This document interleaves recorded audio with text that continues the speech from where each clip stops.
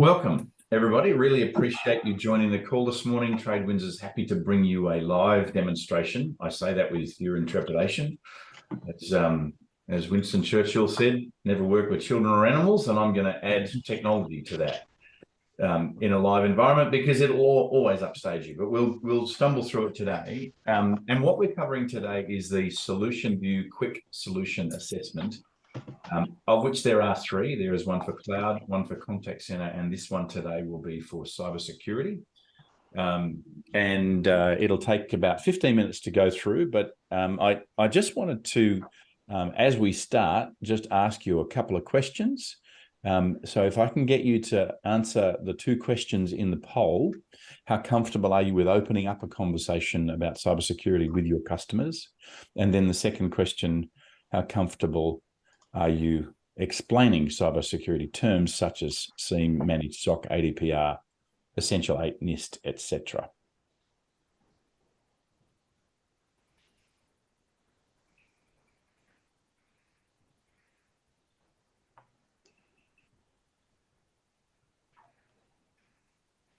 Well, that's good. We've got an educated audience.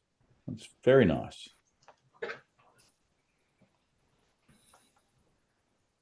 All right, a couple of unsures. No, not comfortables. All right, so that's everybody's answered the poll, which is great.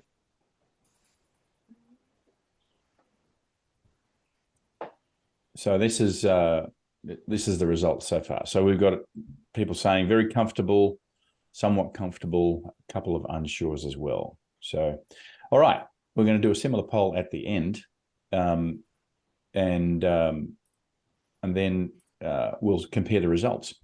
But in your back office, some of you may or may not have access to back office. But if you don't have access to back office, Telarus back office, then you will be able to get that by asking us to create it for you. I'm just logging into my Salesforce to open up an account, and I will show you. What I'm going to do now is just a quick walkthrough of how to open up your back office. Okay, I'm going to share my screen, and I'm in a dummy account called Business Broadband. So what you can see here is down the left-hand side, if you're not familiar with this, is a whole pile of options, quoting tools. Most of this is relevant to the US business. So we're only going to focus on one specific part this morning. But in here is your ability to see commissions, and there's a dozen or so different ways to look at commissions. But I this morning want to focus on customers, and we are going to create a new customer this morning, which will show up then in your back office. And to help me do that, I would like to introduce Peter Gladwin. Peter, say hello to everybody. Hello, everybody. How are we all? And Peter is an end user, an actual end user. So the only rule is that you're not allowed to pounce on Peter, because Peter is an end user as a guest of one of our partners, Joseph LaRossi of Eternity Communications. And Peter is going to be my crash test dummy this morning for this demo. So Peter is going to help me create a new customer record. So Peter, if you would just walk me through this. So Win Energy is the company, is that right? It was Win Energy. It's now Win Connect. Well, it became Win Connect as we did more than just energy. Yeah. So just as a bit of background for everybody, I was the CIO. I am the CIO at Win Connect. We are a utilities retailer. We invoice about 120,000 customers a month for electricity, hot water, air conditioning, anything you can have in an apartment. We're only in embedded networks in an apartment, so you won't see us on the street, but we do all the high rise. So as an example, Melbourne Airport's our biggest customer, and we also do a lot of shopping centres and residential apartments. Okay. So all of you can do this for each of your customers in your back office, and there is a reason I'm doing this. Peter, your email address? Peter.Gladwin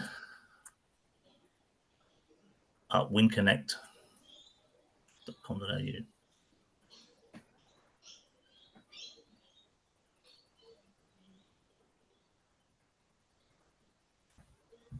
And phone number? 0431 075 091. 075 091. 091. Okay. Tony, you got the email address wrong. You got UA instead of AU. It's all right. Pepcake.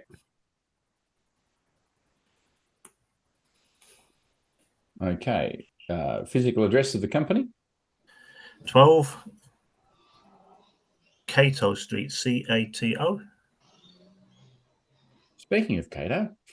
Yeah. That's Melbourne. 3123.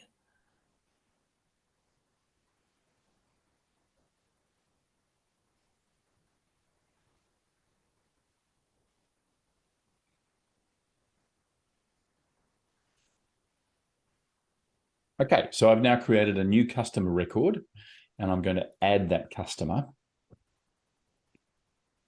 I'm now adding that customer to the back office. All right, so this is now that customer record. You can see here that there's a whole pile of different fields. This morning, I'm just going to focus on this quick solution assessment area. But before we do that, I just wanted to start the conversation. What we find is that many partners are talking with their customer about one aspect or more of their telecommunications, IT and T environment, but sometimes don't know how to start the conversation towards security. How do you, when you're talking about network, how do you bridge the conversation into security? Or where you're talking about voice already, how do you bridge that gap to then start the security conversation? Sometimes partners don't do that because they're not security experts or because they don't believe they have the capability internally to be able to prosecute a cybersecurity opportunity, which is perfectly natural, particularly in an agent environment where you may be a subject matter expert in one particular area or you're a consultant and you don't have professional services engineers on tap. So Peter and I, it wouldn't surprise you, Peter and I have been talking before this to stage this conversation a little. And what we've agreed is that, we are already, Business Broadband is already talking with WinConnect about their customer data records because we're involved in a contact center conversation with them already. So I'll commence that conversation by doing a bit of role play with Peter, and then we will get into the QSA presently. So, Peter, good to see you again. We've been talking a lot about contact center, and last time we met, you said that there was a project underway to consolidate all of your customer data records. How's that project going?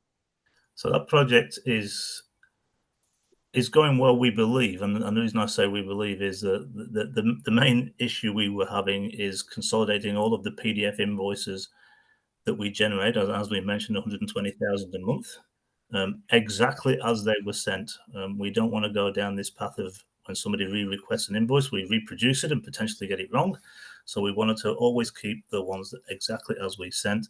And there's very few products available that will allow you to index into a PDF document directly, particularly when we've got 2 to 3 million of them now, as we keep that for over several years, 7 years, we've got to keep it for. So that was stored on a server in a cloud data center. Mm-hmm.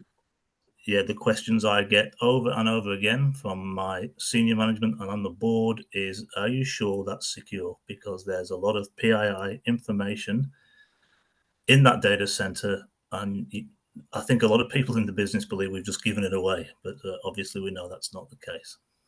Yeah. And there's often a saying that you don't need security until you get hacked. So that it's good that your board is asking those questions. But what security measures are they taking or allowing you to take to secure that PII? So they are not IT literate by any stretch of the imagination. They wouldn't be able to suggest or recommend any technology for me to use to do that, or any partners for me to use to do that. Their only question is, are you sure it's secure? I think I pointed out previously, we did get breached about 4 years ago.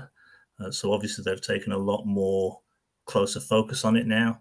And particularly with the recent highly public breaches in Optus and Medibank, the main thing they're saying to me is, can you make sure we stay out of the papers? Brand reputation is a really Yes. important thing. Yeah. But they really don't know how much security we need. So whilst I believe what we've put in place is more than enough, how do I prove that? Okay. Well, we might have a tool to help do that. But have they given you the appropriate budget and staffing capability that you need to be able to do that? They have. So they've invested well. Since the breach, they've invested well. So prior to the breach, I think it was a different story. But since the breach we had 4 or 5 years ago, they've invested well. Okay. So we might be able to help you by giving you the opportunity to participate in this questionnaire. It'll take about 12 or 13 minutes. And some of it you will have already covered, and some of it will be, we didn't think of that.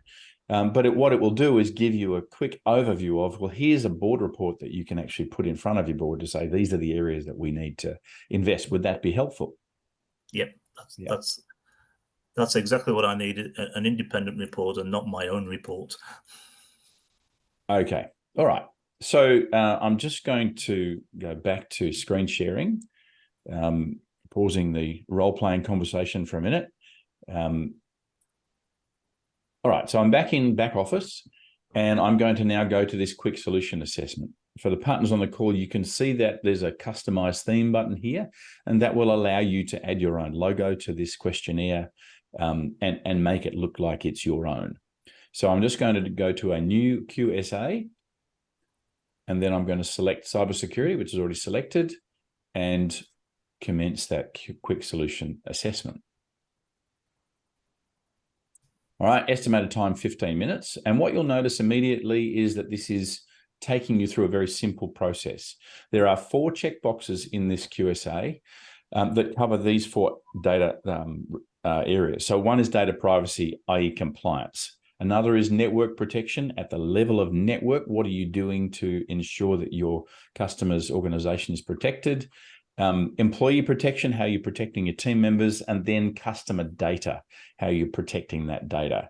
The report can then come up with 1, 2, or 3 different supplier recommendations based on the answers that the customer gives. All right, so we will continue and we'll go back into the role play. All right, so Peter, just completing this questionnaire, I just want to verify that the data that I've got is right. This data has been pulled from my customer record of your business, so there's probably no surprises here. You're in Australia. How many employees do you have? 160. 160, okay. And do you have a CISO or a Chief Information Security Officer full-time in the business? No, it's part of my role as a CIO. There's not a dedicated CISO. Okay. All right. And you possibly do, but do you have an incident response plan, and is it reviewed and tested annually? Yes, it is. Unfortunately, it's not always tested. Sometimes it's tested by actual requirement. Okay. Well, yeah. If you have to do it, then okay, let's get someone else to hack you and test it. But it would be a good discipline to get into to actually test the plan at least annually. But you said yes, so we'll move on. Yeah. Do you have a formal DR plan and a business continuity plan, again, that is tested annually? Yes, we do. Great. All right. You'd be surprised how many organizations we talk to that don't. Do you have an executive level buy-in for your cybersecurity plans? I do, but as I mentioned, it's more whatever you think you've got to do, Pete, you've got to do. So okay, but you don't have any fear that if you say it's going to cost you X to do this and this is why, they're going to say no. I always have that fear, but they probably they probably wouldn't say no in the end. All right, so I'll tick yes for the sake of. Okay, in your company security, do you handle it internally only? Do you externally use external resources as well? external only? Which Yes, we one? use internal as well as our cloud providers. Okay, so the it's second internal option. and external. Okay. All right. So we selected Australia as the location. So it's now given us some Australian options. Select the location-specific data privacy laws and general security protocols under which your business is subject. So I would gather that you need to comply with ADPR. That's correct. That's the only one on that list from what I can see. Okay, because you don't operate outside the auspices of the Australian geography, do you? If we do, we consider them as Australian customers because the Okay. property is based in Australia. Okay, all right. So we can then jump to the next section. How comfortable are you with your compliance to ADPR? Good question. I would say around about the 8. Okay. We're up there. And industry-specific data privacy laws and general security. Do you have to comply to PCI? We don't have to, but we do. You do. Okay. Anything else on this list? And there's nothing else on that list. Not even Sarbanes-Oxley? No, don't know that one. So no, I would say not. Okay. What about health insurance or anything like that? You don't know? No. Right? Okay. SOC 2? No. Okay. How comfortable are you with your compliance to PCI DSS? Yeah, this would be we're tested every 12 months, so penetration testing. So that should be a 9. Okay, a 9. All right. And do you have security incident event management that is monitored 24/7 by a SOC? We don't have it. We're in the process of building it, but right now we don't have that. Okay. Good to get a no. You've done such a good job of locking everything down. Do you apply security patches to all computing devices within 30 days of release? Yes, our cloud provider does that for us. Okay, good. So that's part of the SOE. All right. Do you utilize endpoint detection and response on all endpoints and servers? Yes, we do. We use the Microsoft Endpoint Management. Okay. Which endpoint protection? We use WatchGuard. Was that on there? WatchGuard? WatchGuard is our multi-factor Threat detection response or the Panda Adaptive? It's actually multi-factor authentication. So that'll be Panda Adaptive. Okay. Yep. Okay. All right. And Any other products? Trend Micro for our email. Okay. Anything else? Have you got any Cisco security in there at all, or? We do have a. I'm just trying to find it on there. We do have an antivirus on the endpoint, which is the Microsoft Defender. Okay, so there's a few different suppliers in there. Okay. Yes, there is. Okay. All right, we're moving through this fairly quickly. You can see we're up to network protection, and we've only got 2 subjects to go after that. So in terms of firewalls, you mentioned that you've got firewalls, so yes. Yep, we have firewalls in each of our offices. Yep. Which firewall brands? We use Checkpoint. Okay. Are your firewalls being managed by your MSSP? Yes, they are managed by our cloud provider. Okay, so you own the device, but they are providing management over it. Correct. Okay.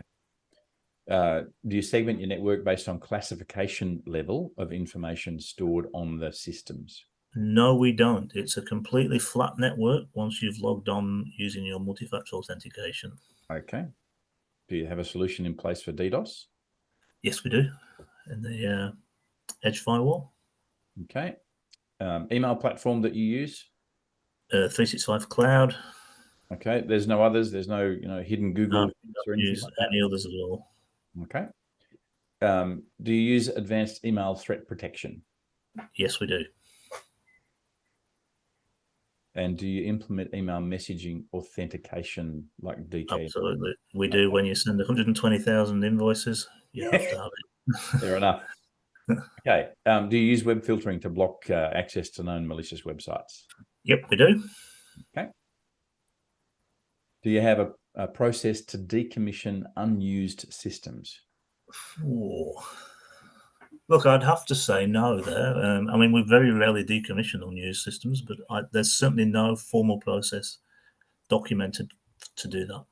Okay. All right. Do you have a process to ensure you do not use end-of-life operating systems on platforms? Yes, our vendor does that. They provide all that. Okay. Have you ever had a penetration test performed on the network and connected assets? Yep, every 12 months for the PCI. Yep. Do you have any scheduled right now? Yep, every 12 months for the Okay. And how often are you running pen tests? Annually? annually. Yep. Do you conduct regular security awareness training for your employees? Yes, we do. Well done. And is that an LMS-driven process, or is Yes, it? it is. All new users, and then every 12 months for PII and PCI. Okay, so every 12 months. It's annually, yes. Yep. All right. Phishing campaigns? Yep, we do. Okay. Peter, you've got a lot covered already, so you're doing a good job. Look, we're not good with phishing campaigns. It'd be annually at best. Okay. So do you want me to tick annually or not sure? Yeah, it's probably a not sure. It's not a formal thing because they don't like it at all. Because the C-level is often the worst offenders and they don't like getting caught out. Well, there's that, and also it's sort of a big brother thing for some of them. But yeah. Okay. Do you ensure employees utilize least privilege at all times and never yes, the local admin? yes, we do. Yes, we do. Do you have a password policy in place? Yes, we do. Great. Do you require MFA or multi-factor authentication for remote access to the network? Yes. Said yes. To protect privileged user accounts? Now, that's an interesting question because you can't access the privileged user accounts until you've accessed the network. So the real answer to that is no. There's not separate MFA once you're on the network, but it is protected by getting you on the network. Yeah, okay. So the assumption is that using MFA at the edge means Yes, that policy-driven access gives the right people access to the right data. that's right. That's right. Okay. And the same for the cloud as well. Yep. Okay. And the same for virtual desktop. All right. So we'll leave all of those as no, but questionable as to whether it's necessary. Do you perform full and incremental backups to business data regularly? Yes, our cloud partner does that for us. All right. Is that audited, that process, so that you've got proof that they've done it? No, it's not audited. I just have to ask them on a regular basis to restore. Yeah. But it's certainly not audited at all. Yeah, that might be something you want to think about. Yeah. Okay, but that won't show up in our report. How long before backups are overwritten? 30 days, 1 month. Okay. Nearly there. Do you test your backups for restorability? No, as we've just talked about, I would suggest the answer for that's no, not formally. All right. Are they stored physically off-site? Yes, they are. Okay. Do you ensure your backups are stored offline? Why is that different from off-site? Well, there's a digital separation and then a physical separation. So the backups off-site would be a physical separation, but do you have an offline digital storage? Yes, we do. Yeah. Okay. And how much are you currently spending on cybersecurity? That's a good question. I would suggest it's probably 20% of our cloud costs. That would put it at about 10,000 a month, 120 a year. Okay. I think the number that you said first is really interesting. 20% of cloud costs are spent on cybersecurity. Do you see that as a high percentage or a low percentage, or is it bang on what you should be spending? It's a very good question. When you say the number 20%, I see that as high. Okay. But because our cloud provider, we are one of many clients that they have, they wouldn't have it any other way. So that it's probably 10% of that cost is them making sure nobody could break in, and then another 10% of that is making sure we can't see anybody else's data. Yeah. Yeah. Okay. So yes, it's artificially high in my opinion, but I guess that's the cost of going into a cloud environment. You will pay for that if you ask for it. Okay. And we did ask for it, so. Yeah. Okay. And do you carry cyber insurance? No, we don't. We don't. We thought it was way too expensive. And it's getting even more so. Yes. Anything more specific about your situation, goals, and what you plan to reduce your attack surface and strengthen security posture? So I guess given the high visibility of the Optus and Medibank, we are determined not to breach any PII rules at all, and that's the number one priority, I guess.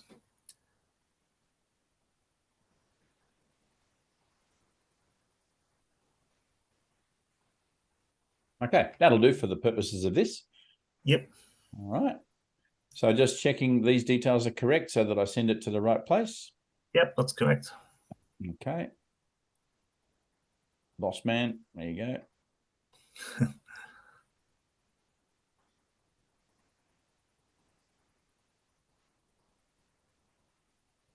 Okay.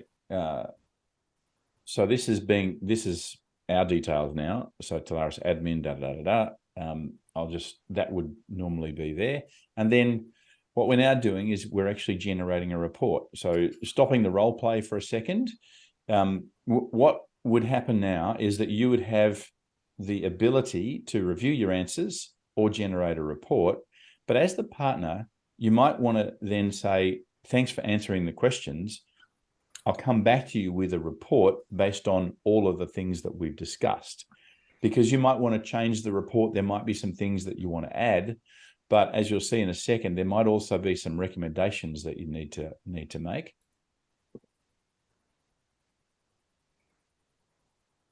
And I'm going to download this report, and this report will now be available in your back office attached to your customer. And I'll show you where that is in a minute. You can see that I've just downloaded it.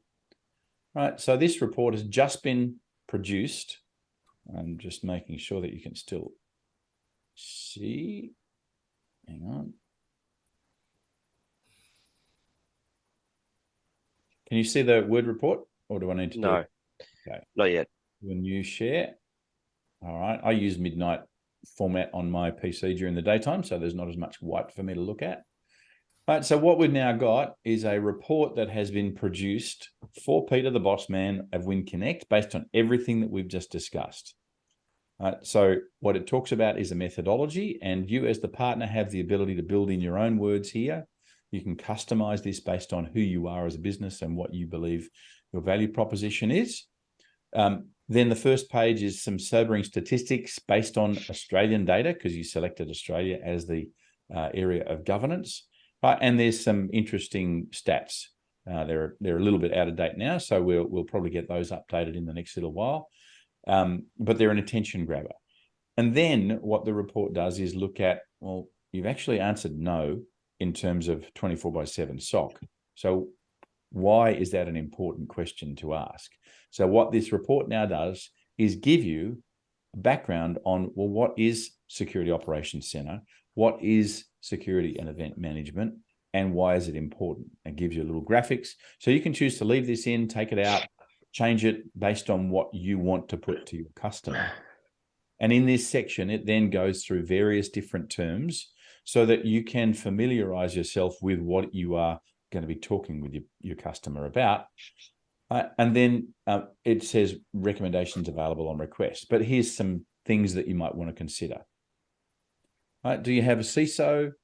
All of the different questions, right? And then each section is going to have some recommendations. All right. Here's an example. Well, maybe I didn't tick recommendations. It's not making any recommendations. Oh, okay. I actually didn't select 1, 2, or 3, so it hasn't given you recommendations. But what you can do is now deal with one of our security architects, and we can go over this report, and we can actually make recommendations based on the security suppliers that we have access to, like eSentai, 1111 Systems, etc. Right, so this is a very comprehensive report. You can see that it's actually 50 pages long. You might want to break this up into various sections.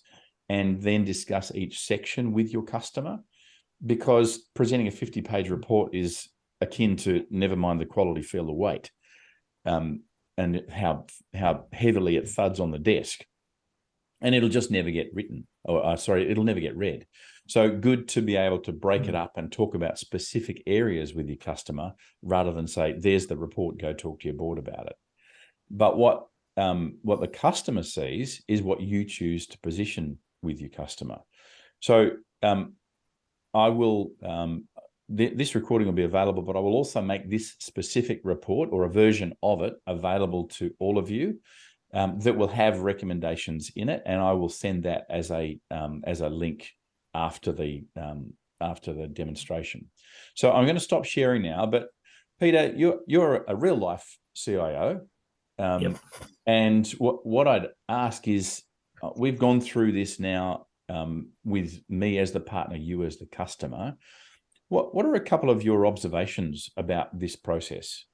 There was two observations that spring to mind immediately. That report is written in such a way that I believe I could bang that on the desk, if you like, in the conference room, and present that to the board and to my fellow executives in the company, because it is not very, very technical. And that's exactly what you need if you want to try and sell cybersecurity and cybersecurity tools to senior management, because ultimately it's them that's going to pay for it. Yeah. And that's a huge plus, because it's independent. They can see it's not written by me. It's not written by any of my suppliers, which is another big plus there. It's totally independent. That's just exactly what I want to present to those people. The second thing is, it's not invasive, is it? I didn't have to give away any admin passwords. I didn't tell you who the cloud provider was. I didn't say where the data centers were. And they're things that some people within the organization would not want me to give away, for fear that too much knowledge out there is a bad thing. So it's not invasive at all, and yet it goes down to sufficient detail that you can get a very good idea of what it is you need to do moving forward. That's a really critical point. So the second point is not invasive. Normally, when you give someone the go ahead to do an assessment, you're actually giving them the crown jewels by giving them access to your network. And what you're, I guess, assuming is that they have appropriate policy in place and measures, not only policy, but measures in place to prevent bad behavior. Yes. So that, I think that's a critical thing in allowing Tradewinds partners to be able to use this tool in a non-invasive way and a non-threatening way. But as your first point was, and then give a plain English answer that can be used for people that don't necessarily understand all of the deep domain concepts. Yep. Okay. Anything else that you want to add?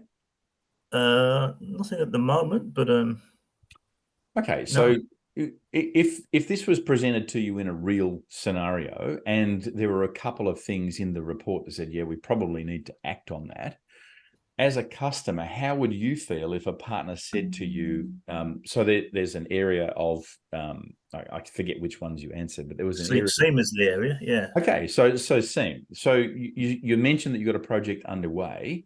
Yeah. Would it be feasible for us to be able to provide you with access to a couple of suppliers that could give you a demonstration or a proof of concept around SIEM, so that you can do a market evaluation? Absolutely, it would. Okay. So the market evaluation that we did was only an internal one, and there's always some suspicious when you do internal only. So absolutely, it would be beneficial to me to get some alternative, and even if they're just alternatives that get discounted, that's still a huge benefit for me, in that we've looked what's available on the marketplace, and we believe we have chosen the best one. But the counter side to that, obviously, Tony, is we might not have chosen the best one. You make decisions based on the information that you have at the time, and you can research yourself to death. But hopefully what this process will allow you to do is now have a direct comparison. And what we can do as your partner is sit on the same side of the table as you. Rather than trying to sell you something, we can actually help you make a buying decision or a recommendation to your board based on how the vendors present themselves. Yep. So that allows me to be in a unique position as a partner to say, I can't sell you anything. Yes. Yeah. Okay. All right. Look, do any of the other partners on the call have a question for Peter about, not about the technology? We'll stay away from, what is or what, how does that work? But from a partner to a customer point of view, does any partners have any questions for Peter at all? Yes, I do, Tony. Yep. Mark? Okay, Peter. Hello, Peter. Yep. My name's Mark. So what I want to do is understand your position. If someone came in to have this discussion and present a report like this, would you potentially have the view that I've got this covered because it's my job to have this covered, and become a little bit defensive? And how would I overcome that position with you? Because you've obviously got good relationships with your existing suppliers and you want to defend your decisions you've made to date. What would your view be there? I look at it a different way. Yes, I believe the solution I put in place at the time I put that solution in place was the correct one, but things move on very, very quickly in IT in general and in cybersecurity in particular. So I would always be reevaluating the solution that I've put in place. And if it turns out that as a result of this questionnaire, there would appear to be better products, newer products, more efficient products, dare I say it, better value products, I'd be going back to my current supplier and saying, have a look at this. So, that's probably not what you want to hear, Tony. I might be able to get the current supplier to drop costs as a result of knowing that there's better things out there. It potentially gives you leverage against your existing suppliers. Correct. Yeah. I think, I think if you defend your position, you're going to get caught eventually. Okay, I'm going to dig into that answer a little bit. Firstly, I think you're absolutely right that you should go back to your current supplier because they may well have something to match what's being proposed, but you won't know unless you ask, because they're often, a status quo customer is looked at as exactly that while they're off doing other things. So sometimes the customer does need to have their own diligence process to be able to test their service provider. And I just think that's a common and well, it's a practice that should be well adhered to. But the second point is that, yes, there may be other things in the market that you can evaluate, but your opinion as a CIO, would you think that differs from someone at an IT operational level that is fully versed in what the current systems and processes and therefore probably has a vested interest in making no change at all? It would almost certainly differ, in my opinion, yes. Yeah. So the lesson being, call high, talk to the CIO, talk to the board level, yes, and rather than the infrastructure level. Correct. Yeah. There's got to be a strategic reason for implementing this stuff. Yes. And whilst a lot of people see it's just a technical solution for a problem, it's a bit bigger than that. Yeah. Okay. Any other questions before I do a closing poll? Peter, just to sort of follow up on Mark's question, like if we sort of came to you and did this and sort of said, look, this is a no obligation solution, you take it to your current suppliers, they find something and provide the solution, which means we don't actually get to sell you anything. What does that do in terms of my relationship with you, or our relationship with our potential customer?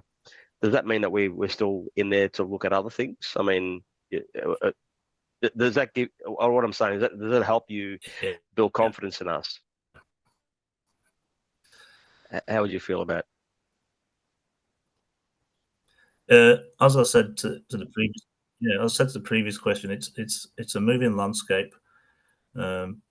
You've come in at that particular time, and we haven't taken any of your recommendations for one reason or another. But that doesn't mean if you come in next week with a different set of recommendations because things moved on, I would turn you away. I never turn people away. That's just my own personal thinking. As I said, I'm not